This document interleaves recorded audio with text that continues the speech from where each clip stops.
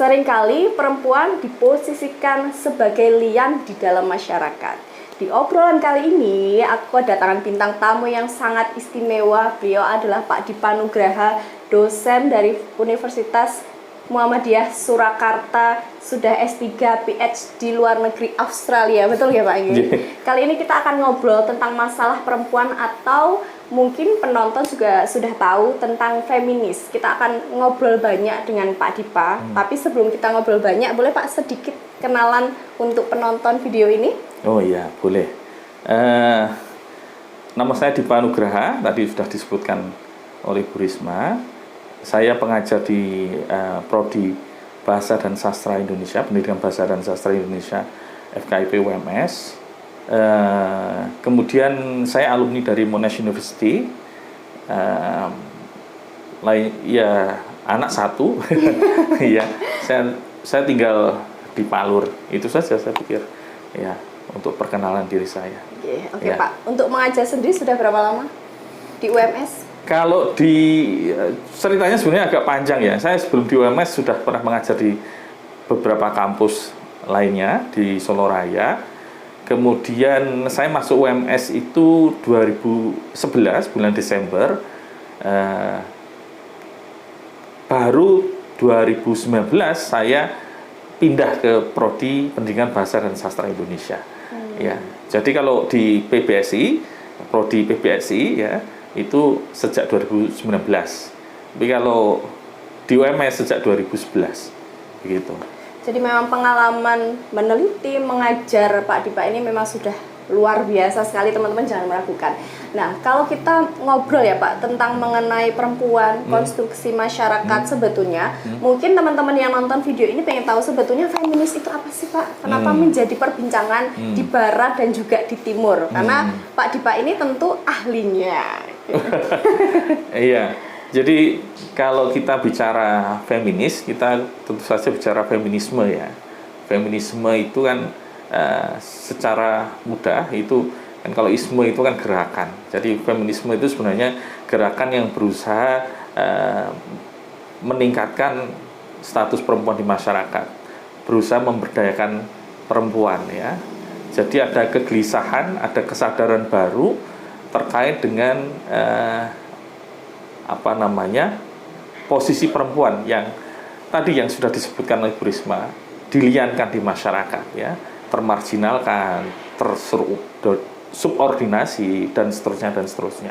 Nah, feminisme itu berangkat dari tadi kesadaran baru tadi, bahwa mereka para perempuan ya bisa mendapatkan status yang lebih baik ketika mereka memperjuangkannya ya. Jadi ada semacam konstruksi sosial ya, pemahaman itu konstruksi sosial bahwa segala sesuatu yang membuat perempuan menjadi marginal, menjadi subordinatif, menjadi terpinggirkan, terliankan ya, menjadi the second sex kalau istilahnya Simone de Beauvoir ya, itu semua larinya pada konstruksi sosial.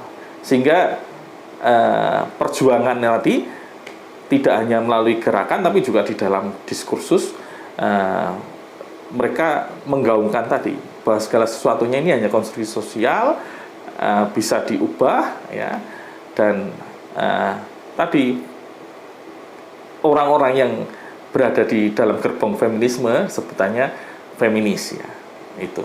Kemudian kalau feminisme sendiri itu sebenarnya spektrumnya luas ya, macam-macam, ada berbagai macam gerakan, termasuk juga di dalam melihat sejarah perkembangan itu juga ada perbedaan pendapat. Ada yang mengatakan dimulai dari yang dulu di Seneca Falls itu yang di Amerika, tapi kalau yang di Eropa bilang tidak, yang di Amerika belakangan, kita punya kok yang di Jerman, yang di Swedia, di Inggris, dan seterusnya dan seterusnya. Ya, jadi balik lagi, apa itu feminis? Ya, feminis adalah orang-orang yang tadi mengusung gerakan feminisme, begitu. Oke. Kalau berbicara tentang perempuan begitu ya Pak, sangat luar biasa dan menarik. Ketika saya menyebutnya konstruksi sosial di masyarakat mengharuskan perempuan untuk misalnya tidak boleh bekerja, merawat anak, di rumah aja lah, atau kalau istilah dalam orang Jawa itu konco wingking ya Pak. Nah, kira-kira pendapat Pak Dipa sendiri seperti apa? Setuju atau enggak seperti itu? Kalau pendapat saya apakah setuju atau tidak, ini agak susah ya, karena begini, tadi kalau misalnya kita berbicara di dalam konteks masyarakat Jawa, ada istilah bahwa perempuan itu konco wingking, kemudian ada istilah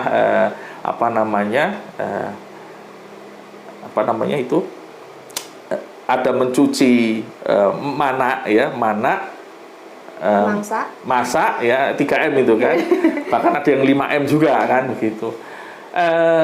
Sebenarnya tidak sesederhana itu ya, karena misalkan di dalam penelitian saya bersama dosen dari Universitas Bulan Maret dan ISI ya, itu misalkan di dalam sajaknya Darmanto Yatman yang berjudul Istri ya, kita bisa melihat bahwa istri itu lebih dari itu, jadi tidak sederhana guyonan yang khas patriarkis ya, bahwa perempuan itu ya konco wingking saja, tidak. Karena di dalam puisinya Darmanto yang berjudul Istri itu disebutkan juga bahwa perempuan itu saktinya laki-laki. Kemudian kalau kita masih ingat di dalam masyarakat Jawa ada istilah garwo ya, meskipun garwo itu sebenarnya dari bahasa Sanskrit ya, garva ya, yang artinya kebanggaan begitu. Ketika menjadi bahasa Jawa garwo kemudian diplesetkan ya, orang Jawa kan suka seperti itu ya, sama seperti wanita itu sebenarnya dari wanita emas ya, kemudian diplesetkan menjadi wani ditoto. Itu patriarkis sekali sebenarnya ya. Hanya saja kalau kita perhatikan, kalau yang tadi garwo ya, kalau misalkan ada orang bercanda, oh di Jawa wanita itu diliankan menjadi wani ditoto, berarti menjadi tersubjektifikasi ya, dari istilah seperti itu ya, karena kan bukan wani menoto tapi wani ditoto kan, berarti begitu. Hanya saja ketika kita mencermati garwo, si garing nyowo ya, kemudian yang itu muncul di sajaknya Darmanto Yatman ya, kemudian juga ada sakti kita, kemudian dia seperti lidah kita, jantung kita, kemudian banyak hal yang disampaikan oleh Darmanto Yatman, meskipun sekali lagi ada nada, tetap ada nuansa patriarkis di situ, seperti misalkan tentang masak, tentang keroan dan lain sebagainya. Tapi ketika sampai pada poin sakti kita, bahwa laki-laki tidak berdaya kalau tidak ada perempuan, sebenarnya kalau kita cermati itu tidak sederhana. Kemudian kita bisa sampai pada kesimpulan bahwa di masyarakat kita, tanda petik ya, Jawa, masyarakat Jawa, perempuan diposisikan hanya sebagai the second sex ya. Jadi memang berbeda dengan masyarakat Barat. Dan ini juga bagian penting dari kita memahami feminisme. Jadi bukan hanya luasnya spektrum dari gerakan feminisme, tapi juga ada istilah non-universal ya. Jadi tidak karena sistem patriarki yang berlaku di seluruh dunia, di setiap kebudayaan itu berbeda-beda. Jadi ini juga sebenarnya menjadi catatan penting dari feminis di Indonesia untuk tidak sekadar apa yang berlaku, diyakini dan disuarakan di Barat kemudian langsung ke masyarakat kita, kemudian dianggap semua sistem patriarki sama, laki-laki semua sama dan seterusnya begitu. Jadi kalau ditanya setuju atau tidak, ya tergantung. Kalau misalnya di dalam masyarakat Jawa, saya orang Jawa, saya melihat perempuan, saya melihat istri tidak hanya sekadar sebagai teman di belakang saja, konco wingking saja, ya, seolah-olah juga ada pembagian ruang, ya. Kan kalau dalam feminisme juga ada isu tentang ruang publik dan ruang domestik, ya. Jadi pengertian konco wingking itu kan sebenarnya juga ada segregasi ruang, ya. Jadi perempuan wingking saja, laki-laki biar yang nanti di ruang publik. ya. Tapi sekali lagi tidak sesederhana itu, karena di dalam masyarakat Jawa laki-laki dan perempuan kalau benar-benar mau dicermati ya, bukan hanya diambil bagian yang menguntungkan laki-laki saja, ya. Cara orang Jawa memandang perempuan, ya, karena sekali lagi sistem patriarki kan begitu, yang aktif melihat kan laki-laki, ya, melihat perempuan tidak hanya sekadar perempuan atau istri itu hanya konco wingking. Nah, pertanyaan saya lebih lanjut Pak, ini sebetulnya pertanyaan jadi sangat apa ya? Saya tuh jadi sangat pengen sekali menggali lebih banyak lagi. Ketika melihat film kartun misalnya, atau penggambaran kartun di TV, entah itu di novel, seringkali memunculkan sosok perempuan itu sebagai nenek sihir misalnya. Kita kan terkenalnya tidak ada tuh kakek sihir, tapi adanya nenek sihir. Kemudian apalagi ya Pak, selain nenek sihir, pokoknya perempuan itu kok diibaratnya sebagai yang menakutkan ya. Ini yang muncul dalam film ataupun dalam novel atau kartun anak-anak begitu. Nah itu kira-kira seperti apa Pak? Nanti sebelum kita lanjut ke pertanyaan selanjutnya, teman-teman ini pasti juga makin penasaran ini Pak membahas masalah perempuan ini Pak. Ya, semua tadi ya struktur naratif, terutama kalau di dalam cerita rakyat ya munculnya seperti itu. Itu kan sebenarnya kita harus bicara konteks masyarakat tradisional, ya. Di dalam masyarakat tradisional, ketika kita bicara tentang perbedaan laki-laki dan perempuan, ya, kita akan dapati kalau misalkan ini kadang kita kurang jeli ya. Kalau perempuan karena di dalam tradisi folklore ya, cerita rakyat begitu, kecil kemungkinan posisinya menjadi raja, ya kan? Kecil kemungkinan posisinya menjadi raja, sehingga tidak ada cerita ratu yang jahat, ya kan? Adanya raja yang jahat, nanti kemudian ada yang memberontak, ya kan? Di sisi lain, kita akan dapati bahwa di dalam folklore seringkali cerita-cerita tentang kesaktian, penjagaan moral, perdukunan dan lain sebagainya itu asosiatif dengan perempuan. Sebenarnya ada perimbangan di situ bahwa ketika kita bicara tentang kekuasaan yang formal itu letaknya ada di laki-laki, kemudian ya ini sekali di sistem patriarkis yang tradisional ya. Kemudian yang sifatnya lebih ke arah privat ya, kan perdukunan itu kan privat, ya kan? Perdukunan itu privat. Kemudian penjagaan moral rumah tangga itu kan larinya privat lagi, ya kan? Sehingga itu larinya kan asosiatifnya pada perempuan. Sehingga ketika bicara perempuan yang jahat, nenek yang jahat, penyihir yang jahat, larinya adalah kepada perempuan. Iya. Jadi ya artinya kan kita tidak mendapati misalkan ya. Ini kan kadang kan kita karena tidak jeli mengapa kok bisa begitu gitu. Kita hanya mendapati loh kok hanya adanya nenek sihir atau perempuan yang jahat misalnya bawang merah bawang putih ya. Kok tidak ada kakek sihir gitu. Tapi kita juga lupa bahwa di dalam folklore itu kita akan dapati satria, raja, itu ada yang jahat.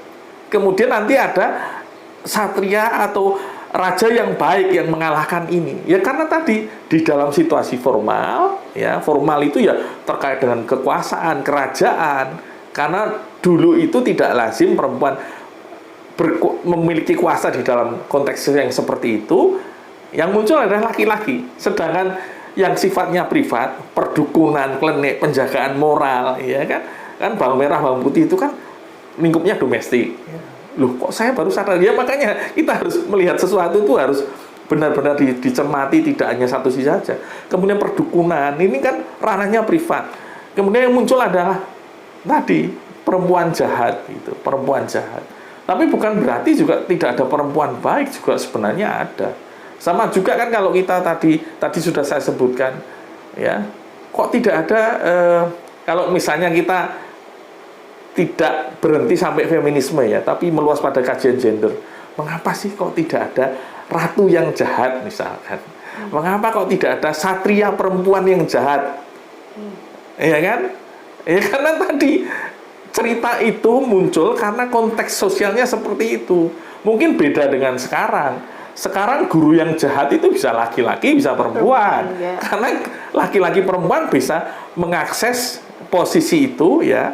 Karena sudah ada perkembangan luar biasa di dalam breadwinning activities ya antara laki-laki dan perempuan. Kemudian kekuasaan juga begitu. Kita mungkin bisa mendapati orang berseloroh tentang mungkin ya bupati laki-laki yang baik atau yang jahat, bupati perempuan laki-laki atau perempuan yang jahat ya. Kemudian kalau unsur klinik dan lain sebagainya sekarang tanda petik meskipun masih ada tapi kan kurang begitu kentara di dalam penciptaan cerita ini dan itu ya. Kecuali muncul lagi kalau Eka Kurniawan kan beberapa karyanya kan realisme magisnya ya menghasilkan cerita-cerita yang seperti itu ya. Gitu. Pak, untuk pertanyaan lebih lanjut ini semakin asik obrolannya Yeah. dengan Pak Dipa luar biasa sekali. Saya tuh malah jadi ini Pak guru ini Pak. Jadi begini Pak, terkadang feminisme muncul ke barat, kemudian ada juga feminisme muslim. Sebetulnya nanti penonton penasaran yang membedakan feminisme barat dan juga feminisme Islam itu seperti apa? Karena ada juga yang merasa ini tidak bisa disatukan, ini merupakan dua konsep yang berbeda. Kalau menurut Pak Dipa seperti apa? Oke. Jadi begini, itu sebenarnya sudah saya bahas di buku kami ya. Jadi jadi saya menulis buku dengan seorang dosen dari Universitas 11 Maret. Jadi kami menulis tentang feminisme ini juga kami kaitkan dengan apa yang di barat dengan apa yang di timur, kemudian dikerucutkan lagi di timur yang dominan muslim begitu. Ya, betul. Jadi kita juga harus cerdas ya, sekaligus bijak. Ini arif ya ini. Jadi kalau kita lihat perkembangan feminisme barat, kita juga harus melihat konteks masyarakatnya ya. Bahkan kalau ini jarang dibicarakan ya, feminisme di Amerika Utara ya, di Amerika Serikat dan Kanada itu berbeda dengan feminisme di Eropa Barat ya. Ya, kita akan dapati misalkan di Amerika Utara itu ada misalkan gerakan feminisme relasional ya. Ini kurang lebih celupan Kristianinya kuat, meskipun ada yang mengatakan oh tidak, kami tidak mendapat celupan nilai-nilai Kristen, tapi paling tidak antara laki-laki dan perempuan saling bekerja sama di dalam rumah tangga, di dalam ruang publik dan seterusnya dan seterusnya. Lah, saat kita tahu bahwa bahkan di Barat pun sebenarnya mereka berbeda, kita juga perlu tarik mundur ke belakang bahwa ada misalkan ya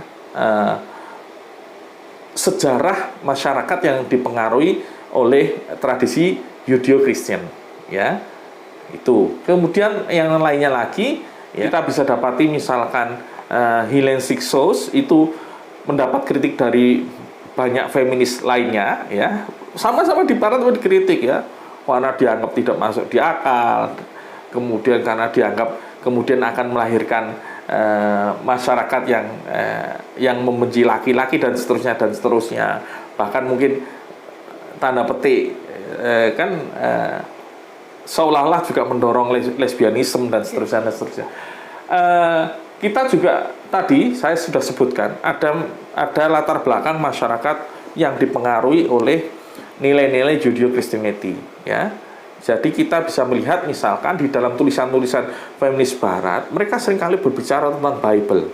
Ya kan? Karena masyarakat mereka, sistem patriarki mereka kan memang dipengaruhi, diwarnai, dicelupi dengan nilai-nilai itu. Yeah. Kemudian mereka juga berbicara tentang tradisi Yunani Romawi. Ya kan? Nah, dalam perjalanan kita juga akan mendapati bahwa semenjak ada René Descartes ya dengan cogito ergo sum yang kemudian memindah cara pandang masyarakat di barat menjadi berpusat pada manusia, segala sesuatu ya. Jadi kalau orang mengatakan, oh itu karena ada trauma masyarakat Barat karena gereja begini begitu di abad ke-8. Kemudian ketika Aufklärung atau Renaissance atau Fajar Budi, kemudian semua berubah dan sebagainya dan sebagainya. Tapi sebenarnya bukan hanya itu ya.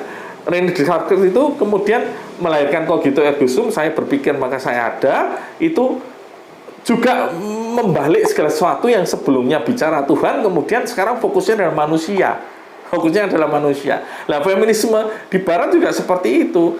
Jadi ketika mereka bicara Bible, itu bukan dalam meletakkan, menafsirkan ulang Bible, bukan. Tapi justru menyalahkan Bible sebagai sumber masalah dari pemarginalan perempuan, pelianan perempuan, dan seterusnya. Itu harus dipahami dulu.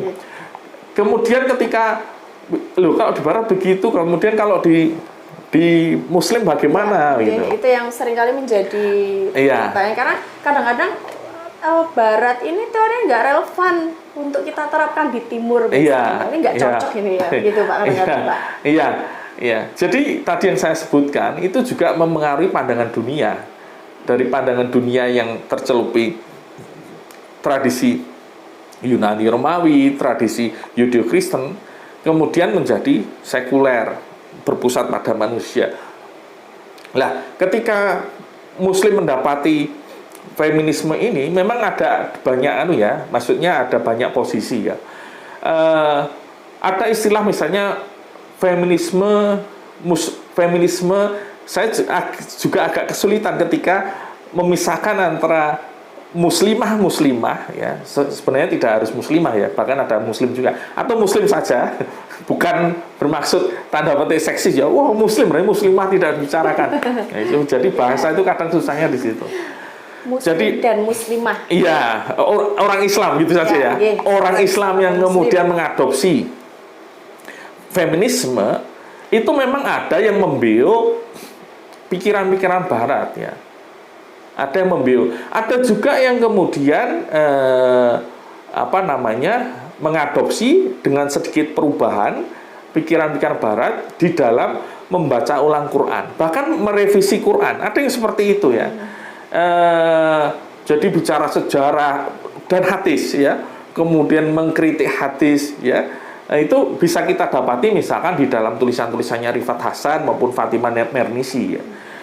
Kemudian ada Muslim yang di sisi lainnya ya, yang tidak anti dengan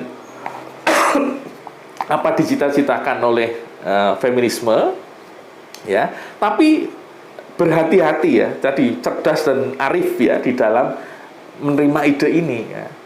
Jadi mereka ketika bicara tentang masyarakat Muslim dengan ajaran Islam ya, mereka tidak sembarangan di dalam membaca, menafsirkan ulang Quran dan hadis ya. Kita misalnya bisa dapati ini di dalam tulisan Yunahar Ilyas misalkan ya. Itu kan mengkritik feminisme yang diusung oleh orang Islam, tapi tadi sembarangan di dalam meletakkan Quran dan hadis ya. Bahkan sembarangan, misalkan ada feminis itu yang mengkritik Abu Hurairah begini dan begitu. Setelah dilacak, lah ini dia ilmu mustalah hadisnya tidak bagus, tapi sembarangan saja. Jadi bermain prasangka, kemudian membuat narasi ya, seolah-olah segala sesuatu itu di dalam narasi itu terlihat masuk akal, tapi sebenarnya tidak faktual. Jadi kita memang harus hati-hati ketika mendapati tulisan yang masuk akal, tapi sebenarnya tidak faktual. Itu. Kemudian hal lainnya lagi adalah terkait dengan tadi, ketika kita bicara pandangan hidup, pandangan dunia, ya. Jadi ada way of life, kemudian ada world view, ya. Kita akan dapati bahwa pandangan dunia, world view itu sangat memengaruhi setiap kita ya, diri kita di dalam meletakkan segala sesuatu, menilai segala sesuatu. Saya kadang membuat status di media sosial ya, di Facebook saya, di akun Facebook saya, itu saya berbicara tentang misalkan ya, kalau feminis yang diusung oleh orang-orang Islam yang tadi asal membebek saja dari pikiran feminisme Barat, mereka tidak akan bicara tentang ridho Allah ya. Atau misalkan dalam hubungan suami istri ada ridho suami, ada ridho istri misalkan. Jadi mereka misalkan mempersoalkan banyak hal ya. Misalkan mengapa kok perempuan itu, laki-laki itu menjadi pemimpin di keluarga misalkan. Kok tidak perempuan? Perempuan misalnya dia gajinya lebih besar, kan harusnya dia yang memimpin misalnya. Ada yang seperti itu ya. Karena seolah-olah tolak ukur kepemimpinan di rumah tangga itu yang gajinya paling besar. Ya. Jadi laki-laki sebagai pemimpin di rumah tangga itu dipertanyakan. Ya, itu kan konteksnya breadwinning activity, sehingga ketika perempuan lebih berjaya di dalam masalah materi keduniaan misalkan, ya harusnya dibalik dong. Laki-laki yang subordinatif, perempuan yang berada di atas. Lah hal-hal seperti itu kan kalau di dalam Islam tidak seperti itu. Jadi misalkan ada suatu kondisi yang memaksa atau suatu kondisi yang kebetulan terjadi seperti itu ya, memaksa itu bisa jadi laki-lakinya sakit atau apa, kemudian perempuan harus bekerja, atau kebetulan ya jalan rezekinya perempuan itu lebih lancar sehingga posisinya lebih tinggi, jabatan lebih tinggi, penghasilan lebih besar. Tetap di dalam Islam misalkan perempuan itu tetap diimami oleh laki-laki ya. Lah itu larinya kemana? Ke ridho. Kemudian kalau laki-laki bagaimana? Melarang, ya tidak boleh melarang.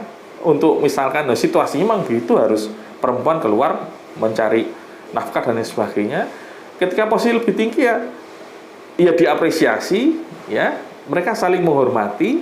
Nah itu yang tidak terdapati di dalam pemikiran feminisme mereka yang tadi hanya asal membebek saja dari Barat, yang bahkan konsep keluarga saja di Barat itu kan tidak relevan itu. Itu jadi kompleks sekali sebenarnya. Jadi masalah ridho itu, cara melihat dunia, ada Tuhan di sana, ya itu tidak dibicarakan atau dibicarakan hanya dalam konteks ya segala sesuatu harus adil. Jadi mereka membayangkan Tuhan itu seperti bayangan adil itu harus pokoknya absolut itu. Karena dalam Islam kan tidak seperti itu. Nah itu contoh itu. Iya Pak, karena saya setuju sekali dengan apa yang dikatakan oleh Pak Dipa tadi, ridho ya maksudnya. Iya. Karena begini Pak, kadang-kadang Islam tidak menerima misalnya konsep tentang feminis itu karena ya itu tadi, karena sudah di dalam pikirannya itu kalau apa-apa yang dari Barat itu pasti loh begini negatif misalnya. Pak, ini yang pertanyaan yang terakhir yang saya sangat ingin sekali ditanyakan dari tadi begini Pak. Ketika, mohon maaf ya, ini ketika ada terjadi kasus kekerasan seksual, korbannya adalah perempuan dan berpakaian minim, pasti yang akan disalahkan adalah perempuan atau si korbannya, sehingga banyak kasus pelecehan seksual yang dialami perempuan, mereka tidak berani berbicara. Karena nanti aku kalau ngomong pasti image-nya menjadi buruk, tidak diterima di masyarakat. Seperti itu kira-kira pendapat dan Pak Dipa bisa memberikan solusi untuk masyarakat seperti apa? No. Ketika ada kasus kekerasan seksual, itu kenapa yang disalahkan perempuannya tuh pakai pakaian minim? Padahal kalau gini loh Pak, kasus kekerasan seksual itu tidak hanya dialami oleh perempuan yang berpakaian minim. Di pondok pesantren pun mohon maaf, ada loh oknum yang melakukan hal seperti itu yang kadang-kadang saya juga berpikir ini sebetulnya bagaimana ya gitu Pak. Jadi begini ya, kita juga harus adil sudah melihat situasi seperti ini ya. Memang benar ketika terjadi kasus pelecehan seksual ya, tudingan itu juga, saya tidak bilang hanya loh ya, juga mengarah ke perempuan. Mengapa perempuannya itu berpakaian yang menyulut ya atau memprovokasi ya laki-laki misalkan, membuat laki-laki panas. Ya, ada seperti itu ya. Tapi kita juga harus adil di dalam konteks atau kejadian seperti itu, laki-laki kan tetap mendapat hukuman. Ya kan? Tetap juga hukuman kan? Baik dalam Islam maupun kan begitu kan? Mungkin kalau beda kalau yang ada ini sejarah juga. Kalau misalkan di Sisilia ya bagian Italia ya, itu lucu. Kalau ada misalnya pemerkosaan, hukuman bagi laki-laki adalah kewajiban menikahi perempuannya. Nah, itu kan beda kalau itu loh. Kok anu sekali. Lah itu bukan solusi. Kan kalau dalam Islam kan tidak seperti itu ya. Ketika ada memang pemerkosaan, ada hukumannya terhadap pemerkosanya. Karena itu bentuk kezaliman. Kemudian mengenai labeling pada perempuan, itu juga disebabkan oleh perempuan. Lah kita juga bisa balik bertanya kepada, jujur saja pada perempuan, ketika mereka, ini jujur saja ya, ketika mereka berpakaian yang provokatif, mereka hendak memprovokasi siapa? Kan pertanyaan begitu. Tapi kan kadang kita tidak adil. Wah, perempuan itu salahkan kalau berpakaian minim dan lain sebagainya. Beda misalkan kita balik lagi sama juga. Ya, baik laki-laki maupun perempuan ketika mereka berpakaian yang sopan, mereka niatnya sopan, niatnya apa? Menjaga misalkan, menjaga keteraturan sosial misalkan, ya kan? Kalau laki-laki berpakaian seksi, dia mau hendak memprovokasi siapa? Kalau perempuan berpakaian seksi, dia hendak memprovokasi siapa? Hanya saja bedanya memang kalau provokasi yang dilakukan laki-laki, jadi laki-laki juga ada yang berpakaian provokatif ya. Itu mungkin bagi perempuan untuk tanda petik ya melecehkan laki-laki itu memang kecil kemungkinan ya, bukan karena sistem patriarkis tapi karena memang secara fisik laki-laki dan perempuan loh ini larinya fisik laki kan meskipun ada pemerkosaan oleh perempuan ya ada di sejarah Anda silakan cari saja ya. Tapi kan jarang. Karena secara fisik kan perempuan kecil kemungkinan memperkosa laki-laki ya. Sedangkan sebaliknya karena laki-laki memang secara fisik lebih kuat begitu. Jadi ketika terprovokasi ya tadi yang terjadi adalah yang tadi tidak kita inginkan ya. Kemudian kalau masalah pakaian jilbab pun di pesantren ini sebenarnya menurut saya ini kita harus jujur saja ya, kan juga banyak kan eksperimen sosial. Kalau misalkan ada orang berjilbab dengan orang yang berpakaian provokatif, ini kita bicara perempuan ya. Kok tidak laki-laki? Saya tadi sudah sebutkan, laki-laki dan perempuan bisa sama-sama berpakaian provokatif, ya. Tapi kemudian ekspresi atau ejawantah dari hasil dari provokasi tadi kan beda. Karena tadi perbedaan fisik ya antara laki-laki dan perempuan. Kita harus jujur misalkan sudah banyak eksperimen sosial. Kalau perempuan berpakaian sopan ya, tidak harus jilbab. Sopan ya. Sopan itu bisa standar tiap masyarakat berbeda-beda. Dengan perempuan yang berpakaian provokatif ya, itu kan tetap rate ya atau frekuensi terjadinya pelecehan seksual kan berbeda antara yang berpakaian sopan dengan yang tidak, ya. Oke.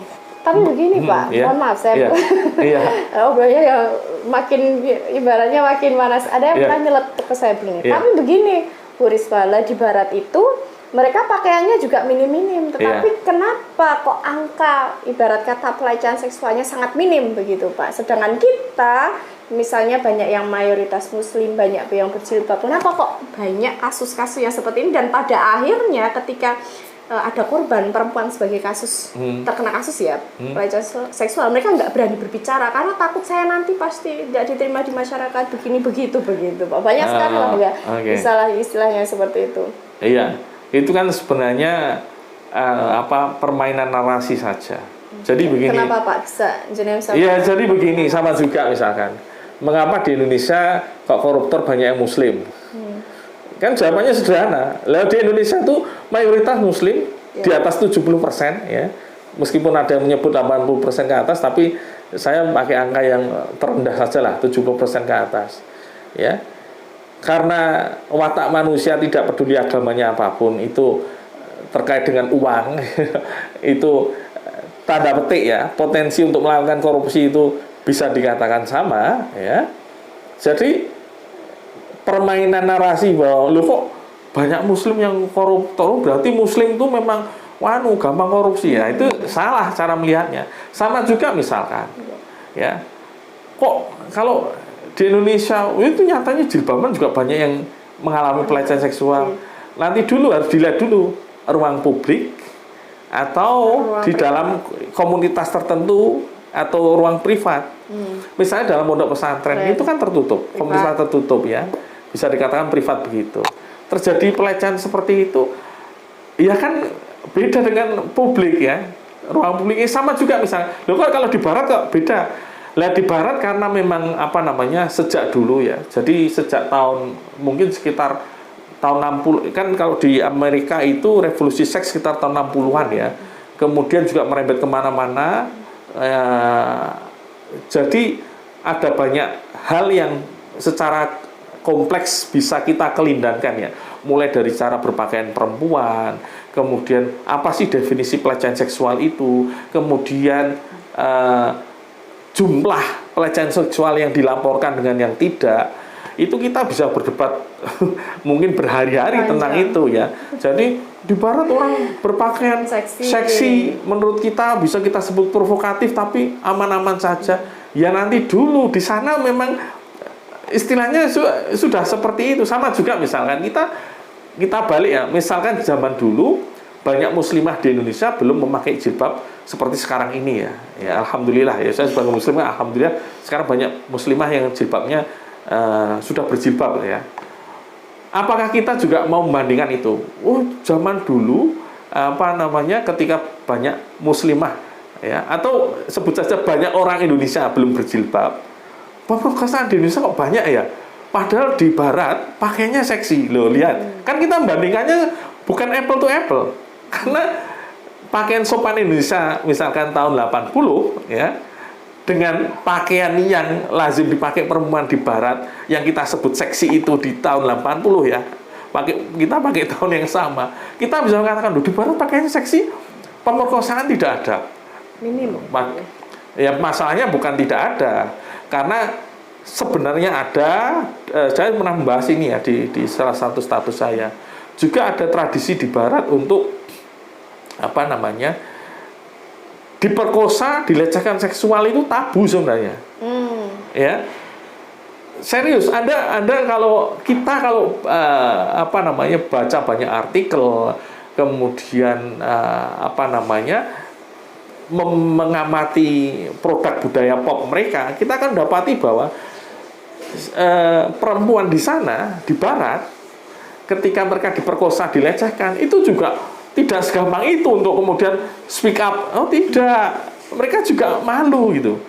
Kadang karena juga tadi, mengapa mereka bisa berada di posisi bisa diperkosa atau dilecehkan. Oh kamu minum alkohol ya, oh kamu berpakaiannya terlalu seksi ya, oh kamu ya one night stand tapi tidak tahu dibawa kemana, akhirnya kamu diperkosa ya, dan seterusnya dan seterusnya. Jadi celotehan tadi, lu di barat pakaian seksi, di Indonesia jilbaban, tadi ada banyak hal yang perlu dilihat tadi ya. Tolak ukurnya apa dulu, kemudian angka itu dari mana, kemudian ruang publik atau ruang privat ya, kemudian konteksnya apa gitu. Jadi pembicaraannya apa ya? Jadi harus banyak elemen menjadi pertimbangan.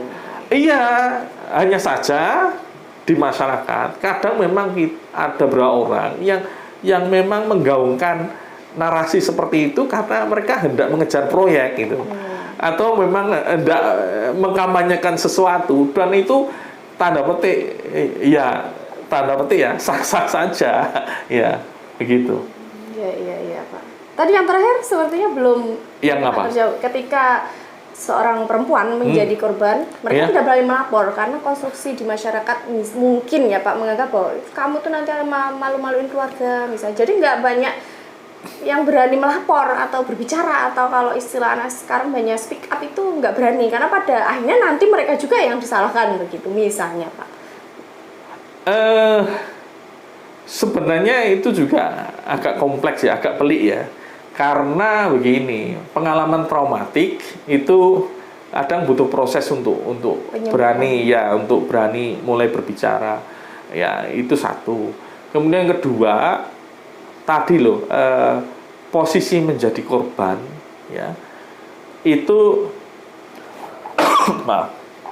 tidak mengenakkan, ya, tidak mengenakkan. Bayangan nanti harus melalui proses hukum ini dan itu kadang juga menjadi pertimbangan. Kemudian yang ketiga, lah ini kalau ini mungkin lebih terkait dengan tadi sistem patriarkis tadi, bahwa perempuan yang bicara dia diperkosa misalkan, kalau misalkan dia belum menikah, dia akan tanda petik mendapat label sudah ternodai. Sedangkan bagi yang sudah menikah, ya, laki-laki suaminya itu juga akan tanda petik melihat pasangannya yang diperkosa itu juga berbeda. Ya, sebenarnya ini kan juga baliknya ke sistem patriarki. Kalau kita misalkan ada penelitian saya tentang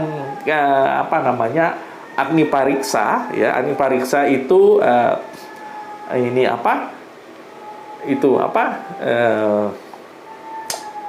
bukan pati geni, tapi lebih tepatnya uji kesetiaan, kesucian cinta yang diminta untuk menceburkan diri ke api, ya, namanya Agni Pariksa, ya.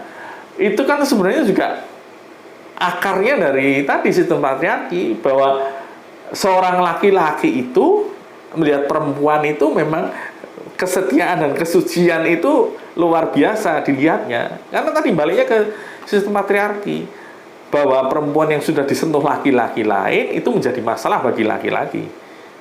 Ya, beda dengan laki-laki yang sudah disentuh perempuan lain, bagi perempuan tidak masalah, karena itu baliknya semua. Jadi kita harus melihat dua sisi, ya. Ini kaitannya dengan sistem patriarki. Jadi poin ketiga yang tadi saya sebutkan, ketika perempuan diperkosa, dia mengalami situasi tadi masyarakat itu akan menjudge seperti itu, sudah disentuh laki-laki lain, ya, sehingga akan membuat, wah, saya lapor apa tidak ini? Kalau saya lapor, saya belum menikah, nanti siapa yang mau menikahi saya yang sudah ternoda? Atau misalkan saya sudah menikah, misalnya saya perempuan, ya, saya sudah menikah, nanti suami saya bagaimana ini mendapati keadaan saya diperkosa laki-laki lain. Jadi seperti itu yang terjadi. Ya. Pak. Kalau saya sendiri sih, kalau boleh berpendapat, ya, Pak, ya, memang harus ada perubahan dari pola pikir masyarakat. Karena tidak semua perempuan, ya memang semua perempuan tidak ada yang pengen jadi korban, Pak. Tidak ada yang pengen jadi korban, tapi karena ya memang sudah terjadi, tapi tolonglah jangan menyudutkan, ibaratnya, kamu sudah tidak suci, kan? Karena perempuan itu dinilai bukan hanya masalah yang pertama kesucian, mungkin dia juga bisa kok dinilai dari kecerdasannya, misalnya tata kramanya, karena kan kita juga nggak tahu kenapa dia bisa diperkosa, walaupun tadi, Pak, dia sudah menggunakan pakaian yang baik, tidak mengundang. Nah, itu yang menurut saya pribadi harus diubah dari masyarakat. Ayolah, ya, agar tidak semakin banyak perempuan yang takut untuk melapor. Begitu kalau saya pribadi. Iya. Jadi sekali lagi, kalau kita perluas pada bukan hanya pada feminisme, ya, tapi pada kajian gender, begitu juga sama ketika semua ini adalah konstruksi sosial, ya, sifatnya kultural, bisa berubah, bisa saling bernegosiasi. Sama juga perempuan juga harus mulai melihat laki-laki dengan cara berbeda. Seharusnya mereka tidak melihat laki-laki berdasarkan kemampuan laki-laki di dalam mencari nafkah. Dan itu yang terjadi di saya beberapa waktu lalu mendapati video. Jadi laki-lakinya tidak mau bekerja. Di mana itu video? Instagram, Facebook? Di Facebook ada video-video pendek begitu, ya. Jadi pasangan begitu, ya, tidak menikah, dibaratkan seperti itu, ya. Laki-lakinya tidak mau bekerja, inginnya di rumah saja. Perempuannya bekerja, mereka baik-baik saja, tidak mempermasalahkan laki-laki, kamu harus bekerja sana, masa laki-laki tidak bekerja. Ya karena masyarakatnya juga sudah berubah, tidak memberi label buruk pada laki-laki yang tidak mau bekerja. Kalau kita kan beda, laki-laki kok tidak mau bekerja, laki-laki malas, dipertanyakan ke laki-lakiannya begitu, kan. Ya, sama juga tadi perempuan misalnya korban, ya, bukan karena mengumpankan diri, tapi jadi korban. Itu kan juga harusnya dilihat, diterima sebagai dia itu korban, bukan tanda petik ya, memprovokasi atau mengumpankan diri sehingga dia berada dalam situasi tadi. Ya, kan sebenarnya sama ya. Maaf ya, ini saya tidak hendak membandingkan situasi itu dengan pencurian sepeda motor tanda petik ya. Baru saja saya juga melihat video bahwa ada seorang yang berlagak begitu naik sepeda motor di kampung, kemudian ditegur orang, dia parkir sepeda motornya dia sudah seperti preman gitu, sepeda motor dicuri oleh orang lain gitu. Tapi intinya di video itu ada penutup begini, kejahatan itu terjadi karena apa gitu, tapi karena kesempatan ya. Ya sama juga tadi. Jadi dalam banyak kasus ya, meskipun tadi saya sudah sebutkan ya mengenai perbedaan ekspresi dari pelecehan yang dilakukan laki-laki dengan perempuan berbeda, ya pahami itu dalam kisah Johnny Depp dengan Amber Heard misalkan, kan itu juga pelecehan seksual ya, pelecehan pada laki-laki, pada Johnny Depp ya, itu bisa terjadi. Sama juga ketika seorang laki-laki atau seorang perempuan berpakaian provokatif sehingga dia berada dalam situasi yang potensial terjadinya kesempatan tadi, kejahatan pemerkosaan ya. Saya tidak menjustifikasi pemerkosaannya, tidak.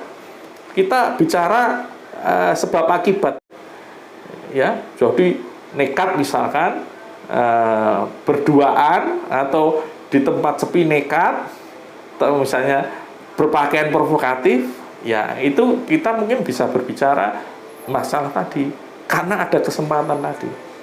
Tapi sekali lagi saya ini harus berhati-hati dalam masalah ini. Saya tidak menjustifikasi pemerkosaan, saya tidak membela pemerkosa, tidak. Mereka tetap penjahat ya, tetap mendapat hukuman. Hanya saja konteksnya tadi ada provokasi tadi, begitu. Ya Pak, saya setuju sekali. Ini Pak, ada juga mahasiswa saya, ketika suami dan istri, dia adalah anaknya mahasiswa saya, dia cerita bahwa ayahnya tidak bekerja, yang bekerja adalah ibunya, dan tidak masalah, tidak ada konflik dari rumah tangga, dan itu memang harus ada ini sih ya, ada ibaratnya ada persetujuan antara seorang istri dan pengertian. Ya, saling pengertian. Iya, pengertian. Saya juga setuju lah. Kalau misalnya pada kondisi tertentu seorang pria memang tidak bisa bekerja, harus istrinya yang bekerja, ya tidak masalah. Jadi tidak harus lanang kok nganggur gitu. Tidak harus seperti itu. Saya juga setuju dengan apa yang dikatakan Pak Dipa yang terakhir tadi. Oke, untuk menutup perbincangan hangat kita pada hari ini, untuk teman-teman yang menonton, pesan atau kalimat apa sih Pak yang ingin disampaikan? Ini mumpung di sini ya, sekalian ini apa namanya? Ini Pak. Iya, nah ini kalau tertarik mengenai isu tadi feminisme Barat dengan di komunitas Muslim itu, masyarakat Muslim seperti apa perbedaannya, bagaimana menerapkan perbedaan itu di dalam kajian sastra ya kan, saya latar belakangnya sastra ya, silahkan beli buku ini ya di toko buku UMS ya. Selain di UMS? Ada sebenarnya ini ya, Muhammadiyah University Press ya, karena penerbitnya adalah MUP ya, itu mereka mempunyai akun di Shopee kalau tidak salah ya, Shopee atau Tokopedia ya. Coba ditelusur saja di Shopee atau di Tokopedia, bisa pesan untuk ini ya, ini judulnya Kritik dan Penilaian Sastra yang ini ya, edisi kedua ya. Kalau yang edisi pertama belum ada contoh-contohnya, kalau ini sudah lengkap ya, dan ini tebal ya. Jadi teman-teman tadi sudah menyimak perbincangan pesannya itu ya. Saya dengan Pak Dipa yang luar biasa. Teman-teman bisa melihat bahwa pemikiran beliau itu memang sangat luar biasa sekali. Ketika teman-teman pengen menggali lagi ilmu dari Pak Dipa, teman-teman bisa loh order di sini dari Tokopedia, bisa dari Shopee atau juga pesan bisa. Bu Risma juga bisa. Ya, pesan ya saya bisa. Nanti teman-teman bisa DM ke Instagram saya di @risma.nrahmawati. Nanti akan saya ini ya. Malah harga khusus malahan. Iya. Pak Anjir, ada ini enggak Pak? Ada Facebook apa namanya? Iya, Facebook saya Dipa Nugraha itu saja. Iya. Dipa Nugraha. Iya. Ada Instagram ada, Twitter ada, hanya saja saya lebih aktif di Facebook. Oke, jadi misalnya Pak penonton di luar sana pengen berdiskusi dengan Pak Dipa atau mengundang, boleh tidak Pak kontak lewat Facebook?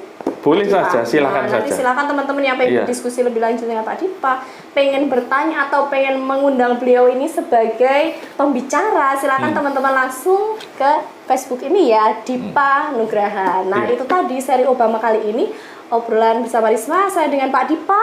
Semoga apa yang beliau sampaikan bermanfaat untuk Amin. kita semuanya. Sampai jumpa.